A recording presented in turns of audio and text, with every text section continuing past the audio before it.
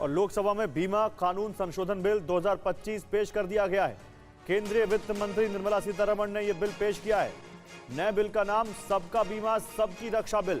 नए बिल में बीमा सेक्टर में अब प्रत्यक्ष विदेशी निवेश की सीमा बढ़ाकर 100% कर दी गई है। सरकार का लक्ष्य है कि 2047 तक सबको बीमा दिया जाए। आपको मालूम होगा, पिछले बजट में वित्त मंत्री ने इस बात की घोषणा की थी कि अब बीमा सेक्टर में 100% एफडीआई होगा और अब वो बिल पेश कर दिया गया है। What is the current ecosystem? After all, the policy has moved. तो लोकसभा में बीमा कानून संशोधन बिल 2025 पेश कर दिया गया है। निर्मला सीतारमण ने यह बिल पेश किया है। एफडीआई की सीमा अब 100% होगी, यानी विदेशी कंपनी भी अब अकेले यहां पर बिना किसी पार्टनर के भी बीमा का कारोबार कर सकेगी। तो सबका बीमा सबकी रक्षा बिल है। ये नए बिल में क्या है, बिल का फायदा किसको मिलेगा, ये आपको बताते हैं। देखिए, एफडीआई की सीमा 100% होगी। ग्लोबल इंश्योरेंस कंपनियों की संख्या बढ़ेगी। भारत में ग्लोबल बड़े जो प्लेयर्स हैं वो भारत में आ सकेंगे। कंपनियों में नई होड़ होगी, इससे जो कंज्यूमर्स हैं उनका फायदा होगा और बीमा सस्ता होगा।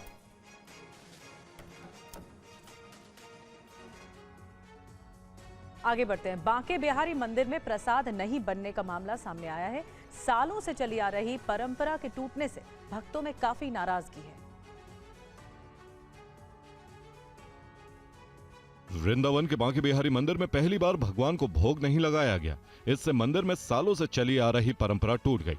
वजह यह है कि जिस हलवाई को भोग और प्रसाद तैयार करने का काम सौंपा गया था, उसे सैलरी नहीं मिली। इस वजह से भोग तैयार नहीं किया गया। अब मंदिर के पुजारियों ने इस पर नाराजगी जताई है। रिपोर्ट के अनुसार सोमवार 15 दिसंबर को बांके बिहारी मंदिर में भोग नहीं लगाया गया और न ही श्रद्धालुओं को प्रसाद मिला, जबकि हमेशा से परंपरा है कि हर रोज सुबह भगवान को बाल भोग और शाम को शयन भोग चढ़ाया जाता है। मालूम हो कि सुप्रीम कोर्ट ने बांके बिहारी मंदिर में व्यवस्था और देखरेख की निगरानी के लिए एक हाई पावर कमेटी गठित की थी। इसी के तहत प्रसाद और भोग तैयार करने के लिए एक हलवाई को भी रखा गया था। बताया गया है कि हलवाई को हर महीने 80,000 रुपए सैलरी दी जाती है, लेकिन पिछले कुछ महीनों से उसे सैलरी नहीं मिली है। इसके बाद हलवाई ने सोमवार को प्रसाद और भोग तैयार नहीं किया। इस घटना से भक्तों में भी काफी नाराजगी है। और विराट कोहली और उनकी पत्नी अनुष्का शर्मा एक बार फिर से प्रेमानंद महाराज का आशीर्वाद लेने पहुंचे। इस दौरान प्रेमानंद महाराज ने विराट और अनुष्का को क्या मंत्र दिए, इस रिपोर्ट में देखिए। विराट कोहली और अनुष्का शर्मा इस साल तीसरी बार वृंदावन पहुंचे हैं। जनवरी में विराट अनुष्का अपने बच्चों के साथ प्रेमानंद जी महाराज का आशीर्वाद लेने पहुंचे थे। इसके बाद मई में विराट कोहली ने जब टेस्ट क्रिकेट से रिटायरमेंट लिया तो उसके अगले ही दिन पत्नी के साथ वृंदावन पहुंचे थे। तब भी उन्होंने प्रेमानंद जी महाराज का आशीर्वाद लिया था। अब साल के आखिर में विराट और अनुष्का प्रेमानंद जी महाराज के दरबार में नजर आए। मध्य प्रदेश के सतना जिला अस्पताल के ब्लड बैंक की लापरवाही से थैलेसीमिया से पीड़ित 4 बच्चों को HIV पॉजिटिव ब्लड चढ़ा दिया गया। मामला 4 महीने पुराना बताया जा रहा है, जिसका पर्दाफाश अब हुआ है। 4 बच्चों की उम्र 8 से 11 साल के बीच है। थैलेसीमिया से पीड़ित इन बच्चों को नियमित रूप से ब्लड ट्रांसफ्यूजन की जरूरत पड़ती है। ICTC में कराई गई जांच में ये सामने आया कि पहले सभी बच्चे HIV नेगेटिव थे, लेकिन बाद की जांच पे उनकी रिपोर्ट पॉजिटिव आई। इसके बाद संक्रमण के सोर्स को लेकर जांच शुरू की गई। मामले में डिप्टी CM और स्वास्थ्य मंत्री राजेंद्र शुक्ल ने जांच के निर्देश दिए हैं। उन्होंने कहा कि मैंने जांच करके रिपोर्ट मंगाई है। इस बात की भी जांच कराई जा रही है कि बच्चों को सरकारी अस्पताल के अलावा और कहीं ब्लड ट्रांसफ्यूजन तो नहीं किया गया है। ट्रांसफ्यूजन होता है, उसमें इस प्रकार की बातें आई हैं। हमारे ही लोगों ने उसको पकड़ा है कि 4 लोग ऐसे हैं जिसमें एक का तो मदर फादर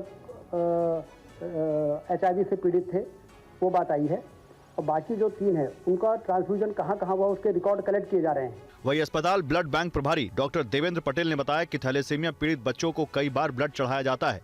किसी बच्चे को 70, किसी को 80 और किसी को 100 बार ट्रांसफ्यूजन हो चुका है।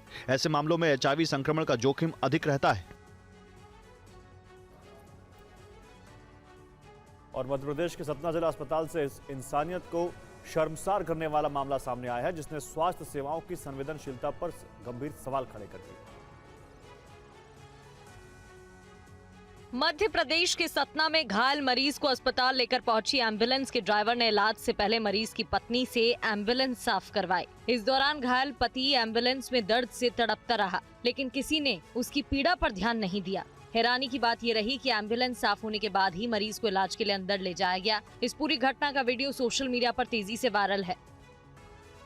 पूरा मामला 108 एम्बुलेंस सेवा से जुड़ा है। मैहर जिले के रामनगर कस्बे में सड़क दुर्घटना में घायल हुए कमलेश रावत को प्राथमिक उपचार के बाद 108 एम्बुलेंस के जरिए सतना जिला अस्पताल रेफर किया गया था। हाथ